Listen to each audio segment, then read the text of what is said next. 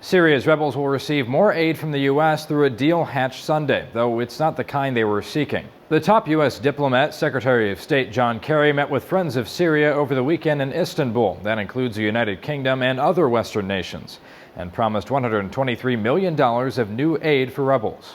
That will double current U.S. backing for opposition forces and will, for the first time, include battlefield support equipment like armor-plated cars. But it won't include weapons, something Syrian rebels have continually requested. The situation in Syria is simply horrific. It is horrible. And cities and neighborhoods are under fire constantly from heavy artillery. The UK and France are considering sending weapons themselves, though the U.S. withholding of arms and ammunition is rooted in fears that those weapons would fall into the hands of terrorists like al-Qaeda groups operating in the conflict. Syria has been engaged in a bloody civil war for 2 years now. The United Nations estimates 70,000 people have died. The rebels are made up of several factions, some with close ties to the Islamic radicals the West has been fighting for years.